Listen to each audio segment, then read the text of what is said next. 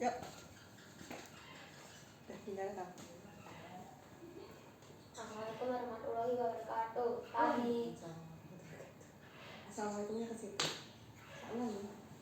Assalamualaikum warahmatullahi wabarakatuh. Lebih semangat lagi. Assalamualaikum warahmatullahi wabarakatuh. Waalaikumsalam warahmatullahi wabarakatuh. Selamat pagi, Ibu. Pagi. Siapa nama Ibu? Masa nggak tahu? Nama saya Dini Hidayanti Herpamuji. Apa yang Anda rasakan ketika menjadi orang tua? Ketika menjadi orang tua ya, pertama kali pasti seneng ketika pertama kali melahirkan itu seneng, bahagia segala macam. Tapi sampai dengan berjalannya waktu ini ya, sampai anak yang pertama usia udah 10 tahun, ternyata pengalaman menjadi orang tua itu adalah pengalaman paling membahagiakan, tapi sekaligus juga pengalaman yang paling bikin deg-degan. Apa ada hal yang menyenangkan saat Anda menjadi orang tua? Hal yang menyenangkan, kalau waktu masih kecil tuh ya, kalau pertama kali bisa ngomong, pertama kali bisa berjalan, berdiri, pertama kali makan, itu membahagiakan banget ya. Kalau udah besar gini, yang paling membahagiakan adalah ketika anak itu nurut, anak itu santun, anak itu disiplin, tahu harus melakukan apa, ketika ada PR ingat untuk mengerjakan, ketika bangun pagi tanpa harus dibangunkan, sholat tepat waktu, kemudian guyonan sama teman-temannya nggak keterlaluan, itu yang paling membahagiakan. Apa hal yang paling tidak menyenangkan saat Anda menjadi orang tua? Yang paling nggak menyenangkan apa ya? Kalau pas anaknya diminta untuk berbuat kebaikan seperti sholat tepat waktu, tapi nanti dulu.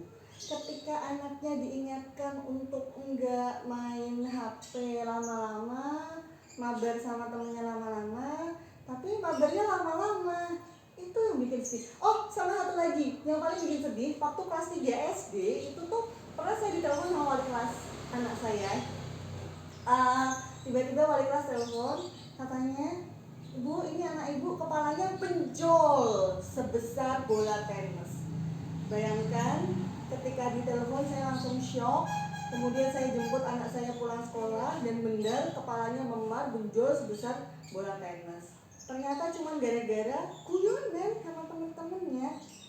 Jadi sedih ya kalau anak-anak itu terluka gitu kan. Dan terlukanya hanya gara-gara masalah kecil. Bagaimana perasaan Anda jika anak Anda mendapat prestasi? Ya pasti seneng. Kalau jangankan dapat prestasi ya, dia sudah bisa melalui proses yang benar gitu kan, dia udah disiplin, dia udah mengerjakan PR dengan baik dan benar aja udah seneng. Apalagi kalau dapat bonus tambahan, dapat prestasi, misal katakan juara apa atau bagaimana. Cuman kalaupun dia nggak juara pun, prosesnya pun kalau dilalui dengan baik ya udah seneng. Bagaimana Anda menangani anak Anda ketika rewel? Ketika rewel, ini untuk anaknya yang mana dulu nih? Untuk anak yang mana? Anak saya 3, yang satu masih balita, yang kedua kelas 2 SD, yang pertama itu kelas 4 SD. Yang mana? Semuanya. Beda, karena beda usia, beda anak, beda cara penanganan. Oke, sebutkan satu-satu.